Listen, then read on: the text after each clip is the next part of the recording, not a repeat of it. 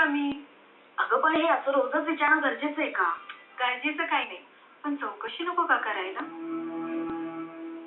आणि चैताली, किती दिवस मी तुझी मस्करी करणार आहे का? उद्या तुझं लग्न झाल्यावर तू तुझ्या घरी निघून जाशील. मग वर्ष आपली भेट होणार आहे की नाही कुणास ठाऊक. अगं हे असं का बोलतेस तू? एकाच शहरात राहणार आपण, भेटीगाठी होणारच. होईल ग, पण केव्हा तुझ्या दादांची ट्रान्सफर होईल आणि केव्हा आम्ही तुझ्यापासून दूर निघून जाऊ, आपल्याला काही माहित आहे का ग? अगं मी येईल ना तुझ्या भेटीला. येशील ग,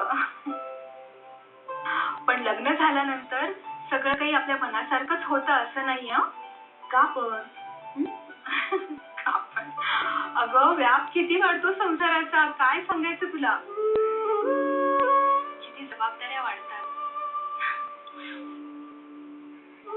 आणि नकळत आपण त्यामध्ये गुरफटून जातो ग. कधी कधी अशी वेळ येते की आपल्या स्वतःलाही आपल्यासाठी वेळ नसतो ग.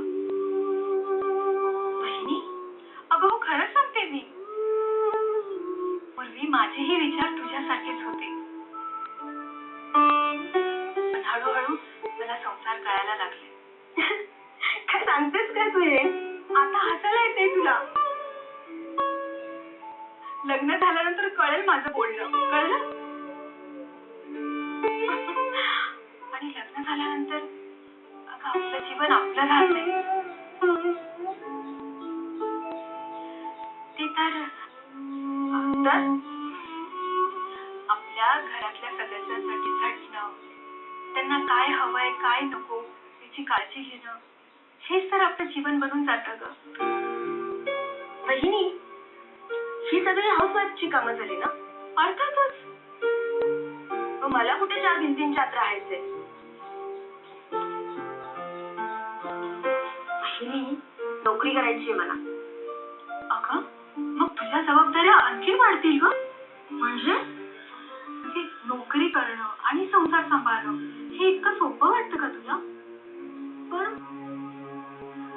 अगं तू नोकरी करणार तरी संसाराची विवंचना सुटेल असं तुला वाटतं का ग? कोणाचं